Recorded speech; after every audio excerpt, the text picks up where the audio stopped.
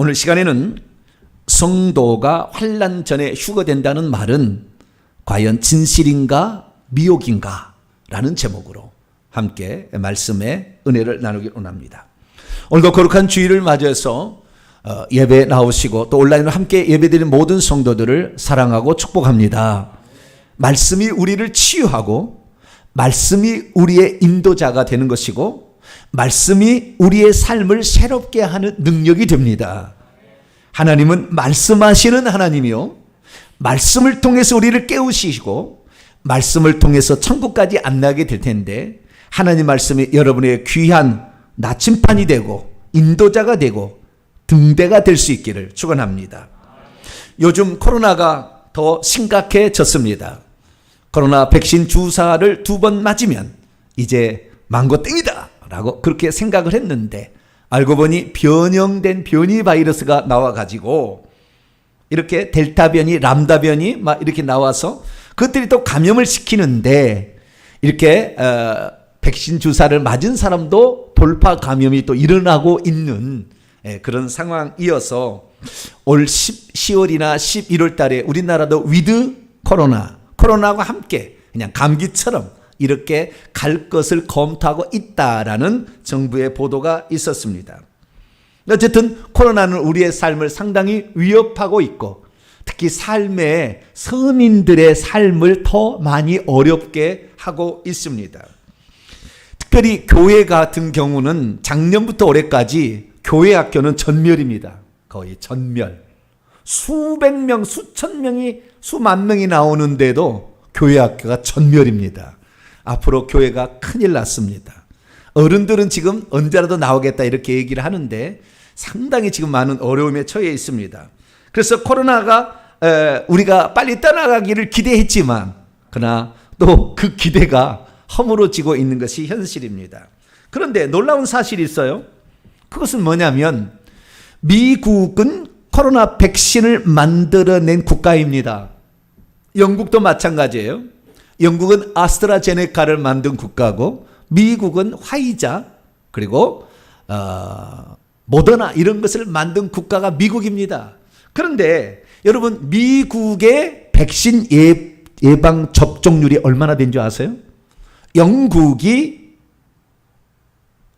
예방 접종률이 얼마가 되는 줄 혹시 아십니까? 여러분 놀라지 마십시오.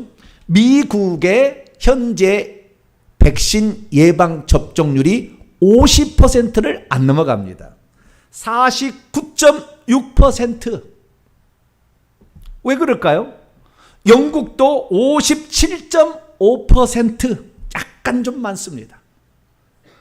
백신이 동네 구멍가게 가서 살 수 있을 정도로 그 나라는 흔해 빠진 것이 백신인데, 왜 미국 사람들은 코로나 주사, 백신 예방 주사를 맞지 않는 것일까요? 우리는 정부가 통제 시스템을 갖췄다 해서 정부가 우리를 괴롭힌다 라는 것만을 생각할 수 있지만, 신앙인들의 생각은 거기에서 한 걸음 더 나가고 있는 거예요. 특히 미국적 상황은 더 그렇습니다. 미국 사람들이 코로나 백신 예방 주사를 맞지 않는 이유는 자유를 속박하기 위한 것과 관련이 있지만, 깊이 들어가면 한 가지의 중요한 신앙적인 위험을 캐치했기 때문에 그렇습니다.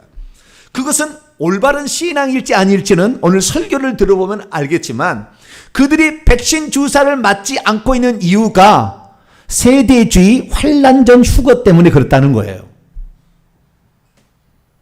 무슨 말이냐?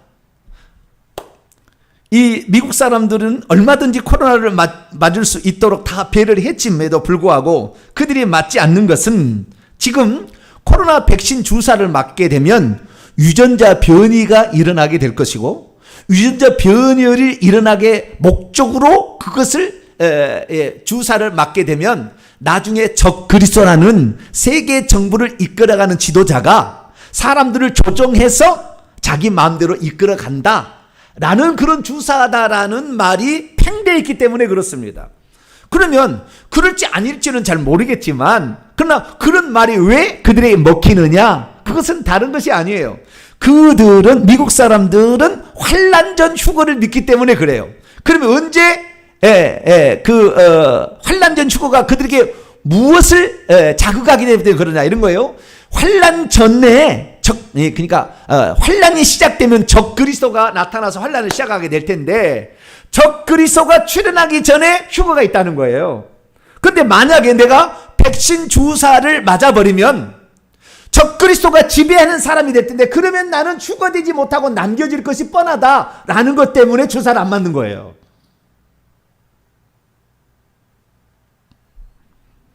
우리나라도 현재 그것을 믿고 있는 사람들이 있습니다. 그렇기 때문에 우리가 백신 주사를 맞든 안 맞든 그것은 자유이겠지만 그러나 그 백신 주사를 맞지 못하게 하는 그 요인으로서 신앙의 환란전 휴거라는 종말 신앙이 자리 잡고 있다는 거죠. 그래서 우리는 이 신앙이 바른 신앙인지 아닌지를 분별하지 못한다고 한다면 우리들도 미국적 상황하고 똑같이 갈 수 있어요. 그나마 우리나라는 그래도 그나마 괜찮아서 한 70% 정도까지는 백신 예방 접종률을 보일 거라고 정부에서는 추정하고 있습니다만은 미국은 달라요. 왜냐하면 미국의 종말 신앙은 이 1900년 이후로 환란전 휴거를 믿는 세대주의가 팽배하기 때문에 그렇습니다. 그래서 우리는 이 미국의 세대주의 영향과 더불어서 한국에도 이 복음을 전해줬던 선교사들이 그 킹제임스 버전 성경과 환란전 휴거를 주장하는 신학 노선에 있는 신학교와 그 교회에 가서 신앙생활 하다가 우리나라의 목사가 되었기 때문에 원래 장로교는 어거스틴, 칼빈 다 무천년설이지만 환란 전에 환란전 휴거 이것이 바로 전천년설인데 이 전천년설을 수용해서 변형한 역사적 전천년설을 믿고 있어요. 그래서 환란전 휴거를 이렇게 생각하는 사람들과 거의 이렇게 비슷하게 지금 가고 있는 것입니다. 그러니까 우리나라 사람들로 상당히 많은 영향을 지금 받고 있는 거예요. 그래서 환란전 휴거가 과연 성경적인가? 이것을 우리가 놓친다고 한다면 우리는 적그리스도의 출현만을 여수고 있는 적그리스도의 출현만을 생각하고 있어서 언제 오느냐 이것이 백신 주사와 베리칩하고 어떤 관련이 있느냐 늘 이것에 정신을 팔리다 우리가 마땅히 해야 될 일을 감당하지 못하고 우리가 시간만 허송세월할 수가 있는 것이죠. 그래서 오늘 과연 환란전 휴거가 성경적인가 전천년설 줄이 과연 성경적인가 이 부분에 관하여 말씀을 나누려고 합니다. 오늘 이 말씀을 처음 듣는 사람 나는 환란전 휴거라 이렇게 믿고 있는 사람도 끝까지 한번 꼭 들어보시게 되기를 바랍니다. 왜냐하면 제가 성경적으로 정확히 풀어낼 테니까 저는 그러라고 이 땅에 보낸 사람이니까 제가 그렇게 하겠습니다. 그래서 혹시 나는 환란전에 휴거를 믿는다는 사람도 들어보시고 아니 나는 무천년설 성경적이 아닙니다. 근데 자기가 무천년설을 신봉하고 있는 사람도 들어보게 되기를 바랍니다. 그래서 올바른 종말 신앙을 통하여 우리의 미래가 더욱더 알찬 미래가 될 수 있게 되기를 축원합니다. 자, 오늘 본 말씀은 어떤 말씀입니까? 그날 환란 후에 해와 달과 별들이 이상해질 때에 인자가 구름을 타고 능력과 큰 영광으로 내려오는데 그때 그것을 세상 모든 사람들이 볼 것이며 그때 예수께서 큰 나팔 소리와 함께 당신의 천사들을 보내서 하늘 이 끝에서 저 끝까지 전부 성도들을 휴거시켜가지고 공중에서 주님을 만나게 할 것이다 라고 했다는 말씀입니다. 오심하고 약속하신 예수께서는 과연 언제 이렇게 오시게 될 것일까요? 그리고 세대주의자들이 주장하는 것처럼 공중에 먼저 오셔서 교회만을 휴거시키는 일이 과연 있을까요? 그리고 7년이 지나면 지상에 재림하셔서 천년왕국이라는 것을 이 땅에 펼쳐나가는 것일까요? 과연 세대주의자들이 주장하는 것처럼 예수 그리스도의 재림은 이중 재림으로서 공중에 먼저 오시고 7년 뒤에 지상에 재림하는 것이 맞는 것일까요? 오늘 본 말씀은 AD 30년경 예수께서 예루살렘에 입성하여 이제 돌아가시기 하루 이틀 전에 제자들에게 하신 말씀 중에 하나입니다. 주님께서는 그때 예루살렘 성전이 화려하게 지어진 것을 보고 돌 위에 돌 하나도 남지 않을 것이라 말씀을 했습니다.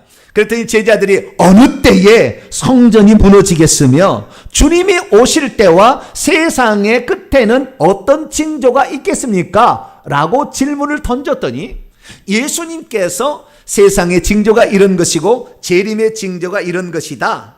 그리고 언제 성전이 멸망한다라고 말씀하는 중에 주님의 재림은 요때 온다 라는 사실을 말씀한 대목을 우리가 들었습니다. 그것은 바로 우리 주님께서 해와 달과 별들이 이상해질 때에 오시고 그때에 인자가 구름을 타고 큰 능력과 천사들과 함께 또 성도들과 함께 재림하시게 될 것이고 이미 그때 죽은 사람들과 그때 살아있는 사람들은 공중에 휴거시켜서 주님을 영접하게 할 것이다 라고 말씀을 하셨습니다. 믿음이 있어도 성경을 정확히 모르면 예수께서 은밀하게 공중으로 오실 때가 있다는 말을 믿어버릴 겁니다. 믿음이 있어도 성경을 잘 모르면 교회가 먼저 휴거되어 공중에서 만나 7년 동안 혼인잔치를 하게 될 거라는 말을 믿을 것입니다. 믿음이 있어도 성경을 정확히 모르면 성도들은 환난을 받지 않고 면제된다 이런 말을 믿게 될 것입니다. 믿음이 있어도 성경을 정확히 모르면 하나님께서 그리스도의 신부를 환난 치하에 두지 않을 것이라는 말을 아멘하고 받아들일 것입니다. 믿음이 있어도 성경을 정확히 모르면 예수께서 공중으로 오시는 것은 비밀이다 라는 말을 받아들이게 될 것입니다. 믿음이 있어도 성경을 정확히 모르면 예수님의 재림은 이중 재림인데 이것이 비밀로 감춰져 있는 것인데 사람들은 잘 모르고 있다 이 말에 속아 넘어가게 될 것입니다. 믿음이 있어도 성경을 정확히 모르면 환난 전 휴거론만 붙들고 있다가 진짜 환난이 닥칠 때에는 그것을 이기지 못해 넘어지고 말 것이며 심지어 주님을 부인할 수도 있을 것입니다. 그렇기 때문에 우리는 종말에 관한 주님의 그 말씀을 정확히 파악해서 주님이 주신 그 말씀대로 믿으심으로 종말을 잘 대비하는 복된 성도가 될 수 있기를 축원합니다. 자, 그러면 과연 세대주의자, 환난 전 휴거론자들이 주장하는 교회가 환난 전에 들림 받는 것일까요? 우리 이 문제를 살펴봐야 합니다. 자, 그러면 주님께서는 이 부활 승천 전에 어떤 일이 있을까 말씀하셨을까요? 자, 먼저 하나의 그림을 봅니다. 이것이 세대주의자들이 주장하는 핵심을 그림으로 표현한 것입니다. 교회 시대가 끝나고 예수 그리스도의 십자가에 죽으시고 부활 승천하신 다음에 교회 시대가 시작이 되는데 그리고 성도들의 휴거가 있을 거라는 거예요. 그리고 7년 대환란이 지상에 펼쳐지게 될 것이며 공중에서는 7년 동안 그리스도와 혼인잔치를 할 것이고 그리고 7년 뒤에 예수께서 그 혼인잔치의 성도와 지상에 강림해서 지상의 천년왕국을 펼쳐나갈 것이다라는 거예요. 자, 그러면 이 교회 시대의 끝은 언제 시작될까요? 예수 그리스도께서 마태복음 24장에 교회 시대가 끝나고 예수 그리스도가 재림할 때의 상황까지 나타날 징조들을 6가지로 요약해서 말씀해 주셨어요. 이것은 반복적으로 일어날 것이며 마지막 6번째는 반복적이 아니고 아마 단 한 번 일어나리라 생각이 됩니다. 그 앞에 모든 것들은 계속해서 반복적으로 일어날 거예요. 첫째는 거짓 그리스도와 거짓 선지자에 대한 미혹이 있을 것이고 천국 복음은 전파될 것입니다. 그리고 전쟁과 기근과 지진과 쓰나미, 전염병으로 사람이 죽어나갈 것입니다. 그리고 예수 그리스도를 믿는 것이 불이익을 당하고 미움의 대상이 되어서 핍박을 받고 심지어 옥에 갇히고 죽는 일까지 있게 될 것이에요. 그리고 나서 해와 달과 별들, 해가 어두워지고 달이 빛을 내며 하늘의 별들이 떨어지고 하늘의 능력들, 천사들이 흔들리게 될 때 그때 주님이 구름을 타고 오신다 이렇게 말씀하고 있습니다. 자, 그렇다고 한다면 대체 세대주의가 무엇이길래 사람들은 오늘날에 자기가 깨어있다 생각하는 사람들은 환난 전 휴거라는 것을 믿고 따라가고 있을까요? 그리고 그들이 믿고 있는 건 과연 어떤 것일까요? 우리는 세대주의에 대해서 잘 알아야 합니다. 세대주의는 영국에 있는 성공에 신부였던 존 넬슨 다비가 어떤 자매의 환상을 보고 만들어낸 가설입니다. 그가 근데 미국으로 1900년에 옵니다. 아니 1900년, 1800년에 미국으로 옵니다. 그래서 결국에 이 미국의 이 세대주의 사상을 전파하게 돼서 1900년이 되면 미국에서 스코필드 성경이 나와요. 스코필드 성경은 존 넬슨 다비가 가르쳐준 그 신학 사조에 의해서 만든 최초의 주석 성경입니다. 그것이 전 미국에 퍼졌어요. 그런데 이 세대주의란 게 뭐냐? 세대를 7세대로 인류의 역사를 구분하게 되는데 각 시대마다 구원의 방법이 다르다는 거예요. 무죄시대 아담이겠죠. 아담. 그렇게 해서 쭉 가서 율법시대 구약이고요. 6번째 은혜 교회 시대가 오고 그리고 천년왕국 시대가 온다는 거예요. 그런데 은혜 시대 교회 시대의 마지막 끄트머리가 7년 대환란기가 있는데 그때의 7년 대환란기 때는 짐승의 표를 받지 않아야 구원을 받는 것이지 예수님을 믿고 회개해서 구원받는 게 아니라 짐승의 표를 받지 않아야 된다는 것으로 표현을 해나갑니다. 그렇기 때문에 지금 적그리스도의 출현과 짐승의 출현을 매우 이들이 두려워하고 있는 것이죠. 그런데 이 적그리스도가 세계를 지배하는 한 방식으로 유전자 변이를 만들 수 있는 백신 주사가 그런 계통이라는 말을 듣고 사람들은 적그리스도에게 속지 않으려고 백신을 안 맞고 있는 게 미국의 현실입니다. 그러니까 상당히 심각한 것이라고 우리는 표현하지 않을 수가 없게 되는 것이죠. 그렇다고 하면 이 세대주의들이 말하는 마지막 종말론의 핵심 사상은 무엇일까요? 제가 다 읽어보고 정리를 해봤어요. 2가지로 정리할 수 있습니다. 첫째, 적그리스도의 등장 전에 비밀스러운 휴거가 있다. 두 번째, 교회 휴거 후에 지상에는 7년 대환란기가 펼쳐지게 될 텐데 이 시기에 이스라엘에 대한 마지막 추수가, 이스라엘에 대한 마지막 추수는 맞아요. 오늘 오후 찬양 예배 때 더 계속 나가겠습니다. 이스라엘에 대한 마지막 추수가 있으며 이것이 끝나면 예수께서 지상으로 재림하시어 천년왕국, 이 땅의 천년왕국을 이룬다라는 것입니다. 여기에 비밀 휴거 7년 대환란 천년왕국은 이것이 그들의 핵심적인 주장입니다. 그러면 과연 이들의 주장이 맞는 것일까요? 오늘날 세대주의 계열에 서 있는 분들은 환란전 휴거를 믿고 있고 베리칩 종말론 같은 것이 실제 일어날 것이라고 짐작하고 있으며 이스라엘 회복과 지상의 천년왕국이 세워진다는 것을 그대로 믿고 있어서 백투 예루살렘이라는 BTJ 열방센터 이런 것들은 그 사상에 입각해 있는 것이고 인터넷에 보면 예적 선한길 그런 거 있잖아요. 이런 것들이 바로 그런 종류며 킹 제임스 버전만을 하나님의 성경으로 인정한다는 정동수 목사, 이런 사람들은 그 계열에 서 있고 이 환란전 휴거가 순복음 계열에서 오순절 계열에서 와서 우리나라도 순복음 교단은 아예 환란전 휴거를 교리로 채택해서 써놨습니다. 오늘 혹시 순복음 교인들이 저희 설교를 안 들을지 모르겠는데 끝까지 들어보시기를 바랍니다. 그렇다 한다면 이들 세대주의자들이 주장하는 그 종말론은 어떤 것일까요? 제가 요약을 해봤더니 한 6가지 정도로 요약을 할 수가 있습니다. 이들은 이것 때문에 환란전 휴거를 믿습니다. 이것 때문에, 이 주장 때문에. 그래서 제가 6가지, 물론 많은데 핵심적인 것을 제가 이렇게 요약을 해본 거예요. 첫째, 다니엘의 70일의 마지막 한 일의 7년이 인류의 역사의 마지막 시기에 도래할 것인데 그때는 이스라엘 백성의 마지막 추수 기간이 될 것이므로 그 이전의 교회는 사라져야 하는데 자리를 비켜주는 방식이 교회의 휴거라는 것이다 라고 그들은 말하기 때문입니다. 그래서 7년 대환란 전에 교회 휴거가 있다라고 주장합니다.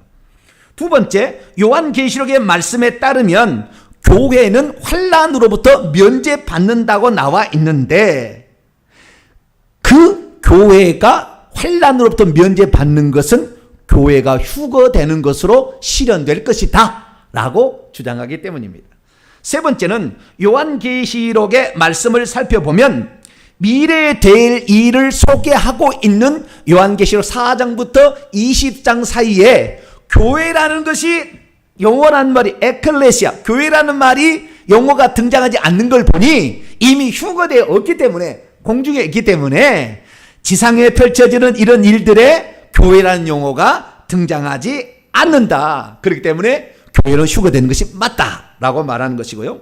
네 번째는 성도들의 휴거는 예수께서 공중에서 오셔서 보물만을 훔쳐가는, 믿음이 좋은 사람을 이렇게 있는 사람을 훔쳐가는, 보물만 훔쳐가는 그러한 은밀한 일이 되기 때문에 비록 사복음서에는 공중 휴거가 안 나와 있지만 아주 비밀스럽게 감춰진 사실이다라고 말하는 것입니다.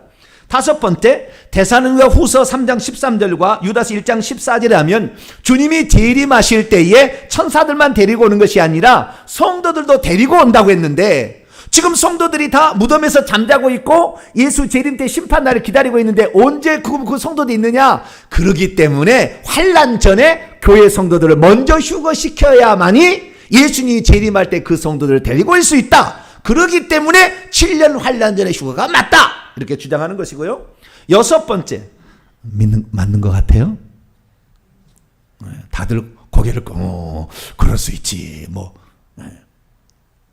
여섯 번째, 예수께서 당신의 사랑하는 신부인 교회를 환난 치하에, 곧 적그리스도의 치하에 내버릴 리가 없다. 왜? 하나님은 성도들을, 신부들을 매우 사랑하는데 그렇게 견딜 수 없는 고난에 처하게 내버려 두지는 않을 것이다. 이 여섯 가지 정도로 교리가 이 세대주의의 교리의 핵심입니다.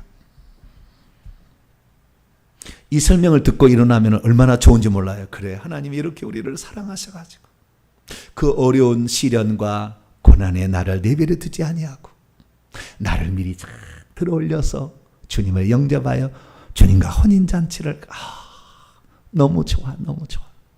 은혜가 돼요. 은혜 안 돼요? 네? 방금 있는 말만 그대로 실현된다면 상당히 은혜가 되는 거잖아요. 구구절절히 근거들과 이렇게 되면 맞아. 그래서 환난전 휴거를 생각하게 됩니다. 그런데 문제는 무엇입니까? 누가 교리로 그렇게 얘기를 했다고 해서 따라갈 것이 아니라 진짜 성경이 그렇게 말씀하고 있는지, 헬라 원문이, 문맥이, 예수 그리스도의 가르침이 요 지금 말하는 거가 일치하는 것인지를 살펴봐야 되는 거죠.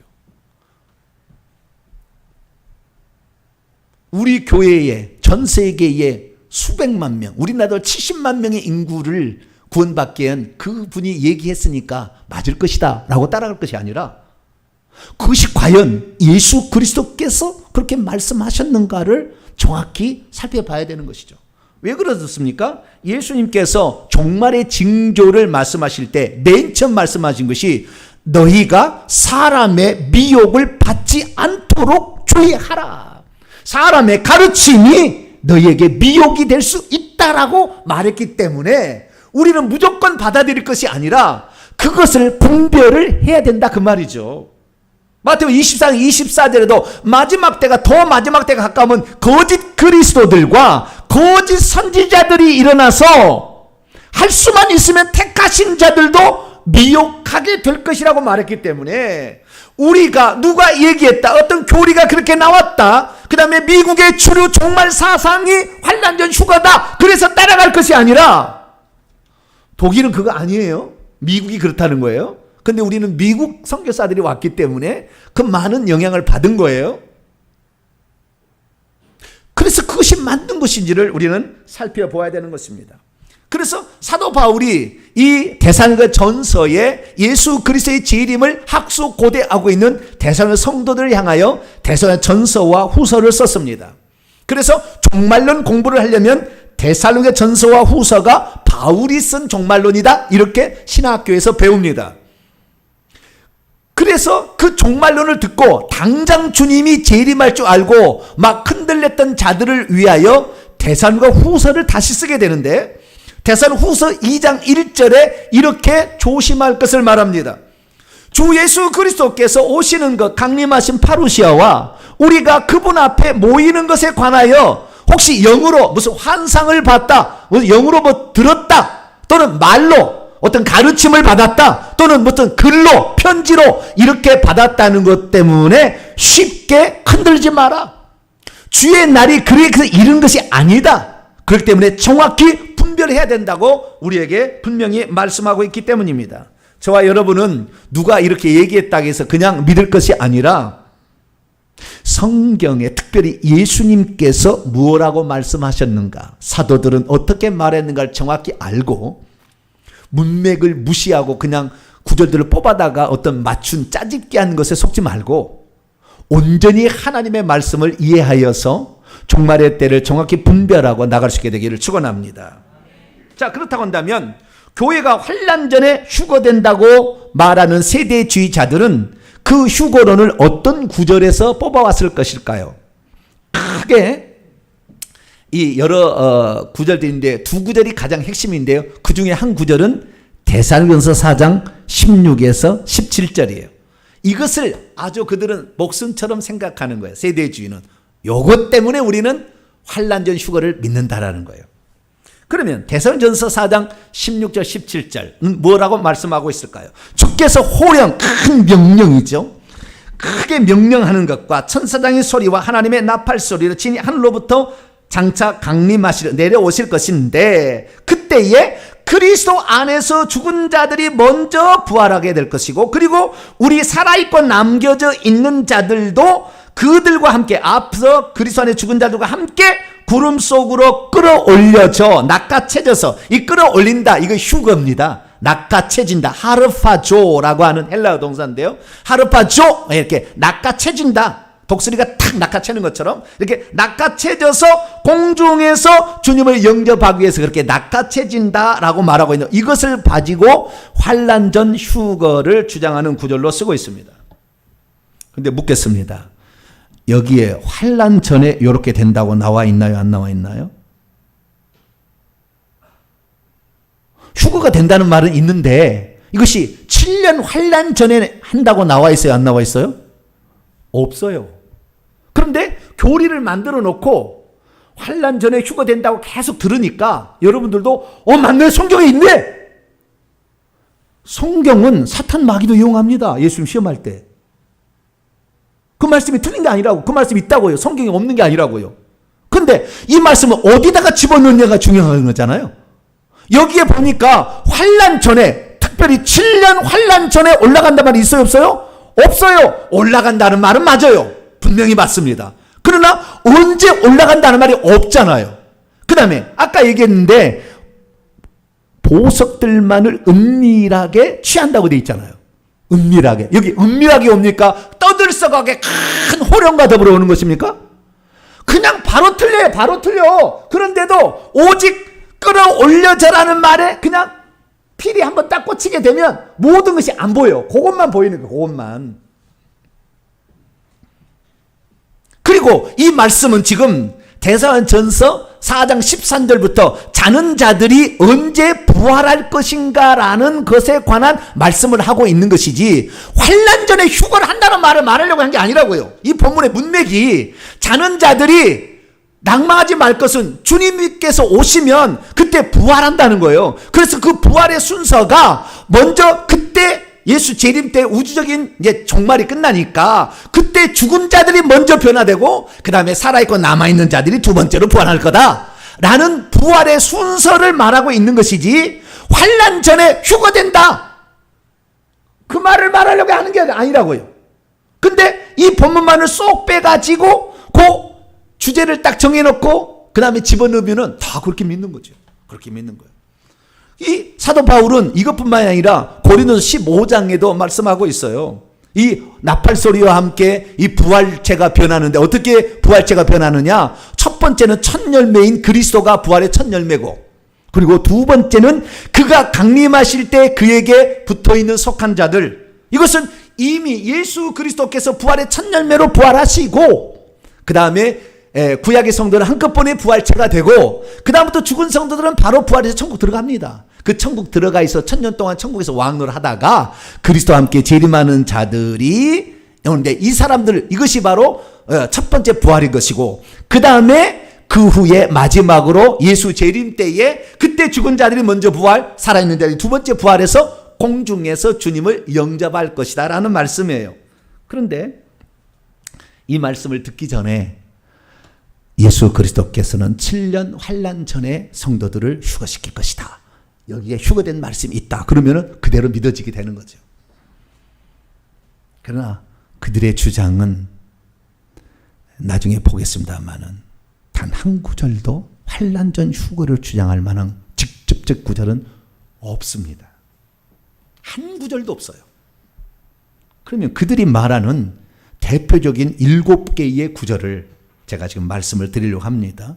성경은 뭐라고 말씀하고 있고 그들은 뭐라고 말씀하고 있는지 이것을 정확히 우리는 분별할 수 있어야 합니다. 자, 첫 번째, 환난 전 휴거론자들은 다니엘의 70일의 한 일회가 마지막 시기에 성취될 것인데 그 한 일회가 7년이니까 예수 재림 전에 7년 대환란이 있다. 그런데 그 환란은 다른 사상의 근거에서 환란 전에 성도는 휴거된다라고 주장하는 거예요. 그래서 다니엘의 70일의 한 일회가 마지막 시기에 성취된다라고 말을 합니다. 그것을 그림으로 표현하자면 이런 거예요.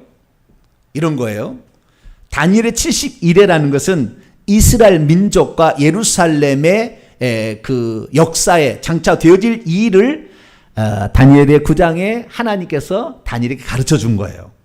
70의 일회라는 것은 70 곱하기 7입니다. 일회는 7이잖아요. 그래서 490이라는 숫자로 정해줬어요. 그것을 일을 1년으로 계산하면 490년이죠. 그래서 7일회가 지나고 60일회가 지나면 기름 부음 받은 자가 끊어진다 했는데 AD 30년에 예수님이 그 무렵에 돌아가셔요. 여기까지 맞아요. 여기까지는. 여기 틀림없어요. 예.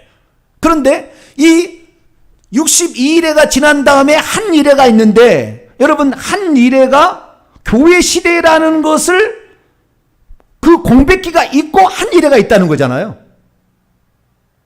지금 요거 해석은 요런 거예요. 이 세대주의자의 주장은 근데 누가 공백기가 있다고 얘기를 했나요? 다니엘서 9장에 공백기가 있다고 나올까요? 안 나와요. 안 나와. 그런데 자기들의 입맛에 맞추기 위하여 한 일을 뚝 떼어가지고 마지막 시대에 이루어질 것이라고 맞추는 거예요. 누가 거기에 중간에 공백기 교회 시대가 2000년이라는 공백 시대가 있다고 어디에 다니엘 9장에 나오냐고요? 안 나와. 그런데 사람들이 그걸 믿게 하기 위해서 마지막 7년 대환란이 있다는 것을 믿게 하기 위해서 한 일에 7 곱하기 7, 7년이라는 대환란이 있다는 것을 뚝 떼가지고 마지막에 딱 정리를 하고 그 7년 대환란의 시작은 세상에 적 그리스도가 출현해서 이스라엘과 평화협정을 맺으면서 시작된다고 해석을 그렇게 해. 이 부분에 관하여 1시간의 설교가 있어야 돼요. 해석이. 그건 다음에 또 하도록 하고. 그런데 이렇게 하는데 이것은 자의적인 해석이다.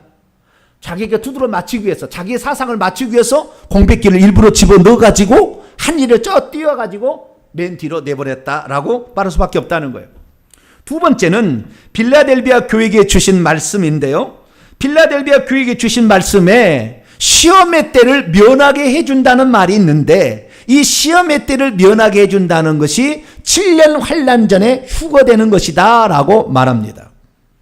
우리 개혁성경은 내가 나의 인내의 말씀을 지켰으니 내가 또한 너를 지켜 시험의 때를 면하게 하리니 이는 장차 온 세상에 임하여 땅에 거하는 자들을 시험할 때라. 여기에 면제 준다는 말로 나오잖아요. 그런데 이것은 오역입니다. 오역이에요. 면제 주지 않아요. 헬라 원문에 면하게 하리라는 말은 존재하지 않습니다. 시험의 때로부터 너를 지킬 것이다 이렇게 돼 있어요. 원문에는.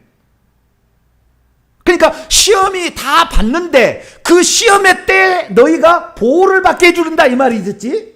시험의 때부터 면제해서 공주로 훅딱 그냥 올려가지고 면제 안 받게 해준다는 말이 아니라 시험을 다 봤는데 그 시험을 통과 이겨낼 수 있도록 믿음을 주든지 부인하지 않도록 성령의 충만을 주든지, 너를 지켜서 너의 믿음이 떨어지지 않도록 그 시험에 넘어가지 않고 끝까지 믿음을 지킬 수 있도록 해 주시겠다라는 영적 보호의 약속인 거죠. 그런데도 이것을 어떻게 해요? 시험의 때를 면제해 준다는 말하고 환난전에 휴거한다고 뭔 상관이 있어요? 상관없는데 미리 명제를 만들어 놓고 이렇게 하니까 이게 맞다고 얘기를 하는 거예요. 이것은 빌라델비아 교회에게 주신 말씀이에요. 이기는 자들, 아무나 이런 혜택이 있는 것도 아니고, 그런데도 성경을 자기의 마음대로 이렇게 바꿔서 면제해 준다는 말로 해가지고 결국에 속이는, 이것이 환난전 휴거의 가장 대표적인 두 번째 구절입니다. 이렇게 하는 거예요. 세 번째는 장차 되어질 일이 기록된 요한계시록 4장과 20장에는 이미 교회는 휴거되었기 때문에 교회라는 용어가 등장하지 않고 있다. 그러니까 이미 교회는 휴거된 것이다 라고 주장을 하는데요. 그러면 이렇게 생각을 해봐야 돼요. 반대 논리로 한번 얘기해 보겠습니다. 자, 이 땅에 교회가 없기 때문에 교회란 용어가 없는 거지. 교회는 있어요. 근데 그들의 말대로 해봅시다. 이 땅에 있는 자들을 향하여 교회라는 용어가 아직 쓰여지 않았기 때문에, 다 천국에 가 있기 때문에 없다고 한다면, 그러면 천국에 들어간 사람을 묘사할 때는 교회라고 묘사를 해야 되잖아요. 그런데 요한계시록 4장부터 20장까지는 단 한 번도 교회라는 용어가 안 나옵니다. 천국에 있는 성도를 묘사할 때. 역시 마찬가지예요. 자기들 주장만 옳다면 천국에도 교회라는 용어가 없으니까 그러면 어디 갔습니까? 지옥 갔습니까?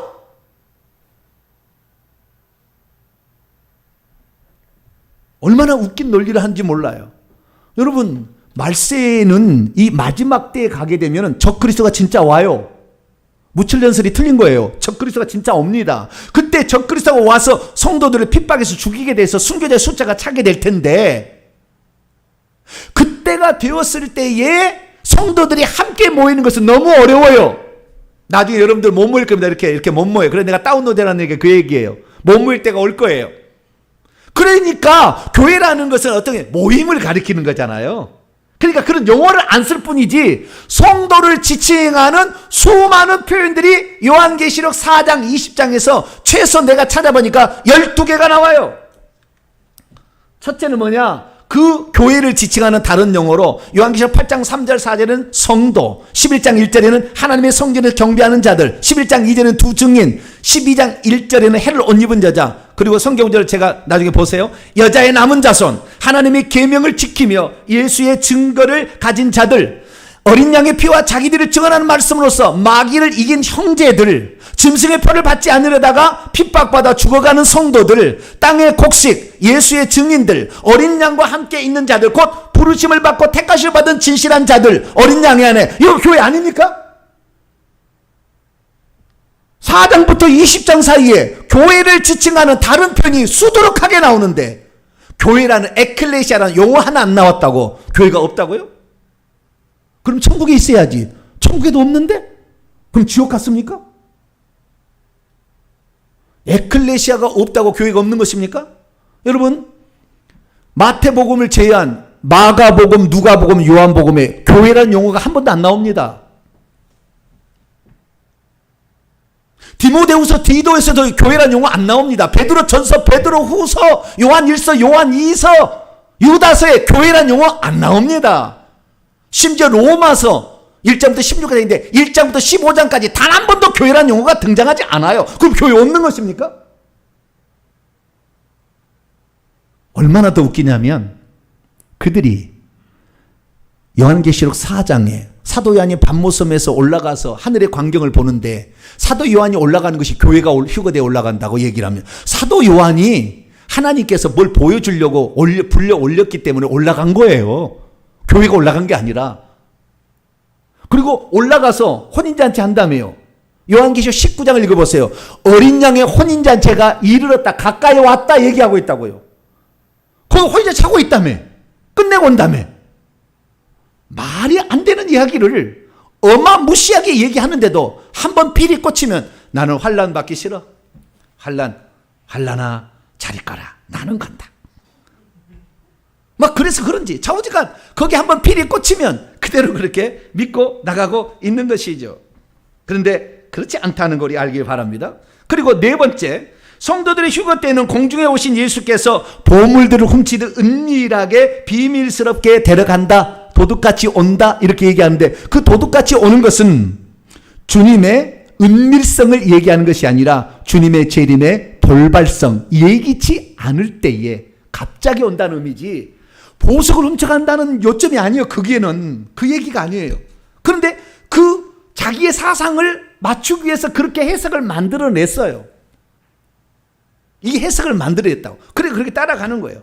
아니에요. 주님께서 분명히 재림하실 때 이런 모습이라고 사도 요한에게 말하고 있습니다. 볼지어다 그분이 구름을 타고 오실 텐데 모든 사람의 눈이 그를 본다 했지, 은밀하게 몇 사람만 데려가는 게 아니다. 모든 사람이 다 보게 되는데, 심지어 예수 그리스도를 창으로 찔렀던 로마 군병들도 지옥에서 예수의 재림은 다 공개되는 거니까 다 보게 되는 것이지, 공개적으로 동시에 일어날 사건인 것이지 누구만 쏙 이렇게 올라가는 것은 아니다. 분명하게 주님이 말씀하셨어요. 그래서 7년 전 환란 전에 휴거가 있는 것이 아니라 예수 재림 때에 같이 있는 거예요. 올라간 것을 그날이 휴거고 그날이 부활인 것이에요. 그날이 재림인 것이고. 다섯 번째, 예수께서 재림하실 때에 성도들을 대동하고 오셔야 하기 때문에 재림 전에 7년 전에 휴거를 시킨다. 이것은 부활을 몰라서 그래요. 아까도 얘기했지만 이미 예수 그리스도께서 부활의 첫 열매로 올라가신 다음부터 모든 죽은 자들은 즉시 심판을 받고 천국에 가는데, 아예 심판은 생명책 이름이 기록되는 거예요. 생명책 이름이 기록됐으면 천국 가는 것입니다. 그래서 바로 천국 가기 때문에 그들을 데리고 오는 거예요. 지금 무덤에 잠자고 있다가 주님 오시는 날 백보자에서 심판 받아가지고 그렇게 하려고 생각하니까 이해가 안 되니까 7년 환란들에 데려간다 그러는데, 그거 아니고 부활론에 관한 잘못된 신앙을 가지고 있으니까 이런 결과를 믿는데, 지금 이 잘못된 부활론을 교회의 90%가 믿는다는 거 아니에요. 지금 현재 정통교회가. 여섯 번째, 예수께서 예수님과 사도들이 성도들은 환란을 받지 아니하고 그리스도의 신부를 어떻게 적 그리스도의 치하에 대환란에 내몰겠느냐, 그렇지 않고 그들을 들려 올려가게 할 것이다 라고 예수님과 사도들이 얘기했다고 합니다. 그러나 예수님과 사도들은 7년 대환란 전에 불러 올라간 얘기를 단 한 번도 한 일이 없어요. 전부 다 예수님이고 사도 바울이고 사도 베드로고 사도 요한이고 다 환란을 통과한다고 말씀하고 있습니다. 예수님께서 지상에 계실 때에 마태복음 10장 22절에 제자들에게 말합니다. 너희가 내 이름으로 말미암아 모든 사람의 미움을 받게 될 것이고 박해를 받게 될 것이다. 모든 사람의, 너희들은 예수 믿는다는 이유 때문에 어려움을 당하게 될 것이다. 부활 승천하시에 요한계 2장 10절 서머나 교회에 가신 말씀, 장차 받을 고난을 두려워하지 말라. 옥에 갇힐 사람도 있을 것이고 10일 동안 환란을 당할 자도 있을 것이고 안디바는, 충성된 안디바는 다른 말씀은 죽는 것도 있다라고 말하고 있어요. 그렇기 때문에 환란을 다 통과한다고 얘기하고 있는 것이지 환란 없이 올라간다고 얘기한 적은 없었어요. 사도 바울은 안 그랬습니까? 우리가 하나님 나라에 들어가려면 반드시 많은 환란을 겪어야 한다 말했습니다. 사도 베드로는 안 했습니까? 베드로 전서를 보면 온통 고난을 이겨라. 고난이 너에게 있다. 고난에 참여하는 걸 오히려 즐거워하라. 그렇게 얘기하고 있습니다. 사도 요한은 안 했습니까? 요한계시 1장에 나 요한은 예수의 환난과 참음의 인내의 동차, 끝까지 인내해서 구원을 얻는 자다. 이렇게 말하고 있는 것입니다. 환난 전에 환난 받지 아니하고 훌쩍 올라간다는 단 한 개 구절도 성경에 존재하지 않습니다. 그러면 왜 사람들이 그렇게 믿게 될까요? 미국에서 왔다는데. 옛날에 미국 것은 탑통도 좋아했잖아요. 그죠? 자전거도 좋아하고 미제 자전거 얼마나 좋아했는지 몰라. 근데 미국이 주장한다고 해서 따라갈 겁니까? 우리는 예수 그리스도와 사도들이 하는 말, 오늘 본문 말씀 마태복음 24장 29절, 그날 환난 후에 주님이 재림하신다. 환난 후에 재림할 걸 믿으시게 되기를 축원합니다. 오늘 배운 것을 정리로 세대주의와 관련돼서 정리한다면 세 가지로 정리할 수 있습니다. 모든 성도들은 그가 죽지 않는 상태에 있다면 다 환난을 통과하게 된다라는 것이고요. 두 번째, 공중 강림과 지상 재림 같은 그리스도의 이중 재림은 존재하지 않는다는 것이고요. 세 번째는 성도들의 휴거는 마지막 시기에 전 우주적으로 동시에 일어날 단회적인 부활 사건이자 휴거 사건이며 재림 사건이다라고 정리할 수가 있겠습니다. 그렇습니다. 믿음이란 종말과 재림에 관하여 누가 이렇게 얘기했다, 위대한 무슨 사도가 목사가 얘기했다, 신학사조가 미국 신학사조가 그렇다 해서 따라갈 것이 아니라 성경대로 믿게 되기를 축원합니다. 우리는 그래서 환난을 대비를 해야 하는 것입니다. 성도들에게 고난은 필수적인 것이요, 고난이 없는 것이 오히려 이상합니다. 종말의 때에도 모든 성도들은 고난을 맞부딪히게 될 것입니다. 그래서 우리는 끝까지 견뎌야 합니다. 그래서 그 목숨을 바쳐야 합니다. 지금 아프가니스탄 이미 탈레반이 접수해서 지금 예수 믿는 자들을 색출하고 있습니다. 10,000명 정도가 기독교인이 있다고 하는데 핸드폰을 뒤져서 외국에 연락하는 번호가 있으면 그 앞에서 총살시켜 죽이고 있습니다. 다 죽일 거예요. 여러분, 그런 현장이 아프가니스탄만 있을 거라고 생각하지 마십시오. 앞으로 언젠가 우리에게 닥칠 수도 있습니다. 그렇기 때문에 내가 오늘 말씀을 준비하고 미래를 대비하고 성령을 충만하고 기도를 해서 이걸 대비하지 않는다면 우리는 그 순간에 주님을 모른다고 부인할 거예요. 자, 지금까지 했던 모든 선교를 다 집어치우고 한 가지만 질문을 던지겠습니다. 나는 환난 후에 온다고 환난을 대비한 성도가 있다고 합시다. 환난을 닥치면 올 것이 왔군 하고 가겠죠. 그런데 환난을 받지 않냐고 훌쩍 올라간다고 생각했던 사람에게 진짜 환난이 오면 이 사람이 과연 끝까지 믿음을 지킬까요? 상식적으로 생각해봐도 우리는 이제 미래를 대비해야 합니다. 우리의 시대는 우리에게 얼마 남지 않았습니다. 여러 가지 징조들이 그걸 말해주고 있습니다. 여러분들은 고난을 두려워하지 마십시오. 고난의 그 현장에서 우리는 찬송을 부르며 주님 나라 갈 수 있다는 것을 믿으시기 바랍니다. 오히려 그 순간에 하늘의 평안이 올 것을 믿으세요. 15분에 목을 자르는 순간이 온다 할지라도 찬양하면서 목이 떨어지는 그 순간까지 주님을 생각한다면 생명의 면류관이, 충성의 면류관이 우리를 대비해서 영원한 기쁨으로 우리가 안겨질 날이 있기 때문에 끝까지 잘 믿음을 지키는 복된 성도가 되기를 간절히 바랍니다. 거룩하신 하나님 감사합니다. 오늘 환난 전 휴거를 믿는 사람들이 대한민국의 70%라는데 주여, 우리가 거기에 혹시 우리 주님을 사모함이 지나쳐 잘못된 길로 갔다면 오늘 말씀을 통하여 환난을 다 통과한다는, 환난 후에 주님이 오신다는 단회적인 재림을 정확히 믿고 환난을 대비하는 성도가 되게 해 주옵소서. 우리 주 예수 그리스도의 이름으로 기도하옵나이다.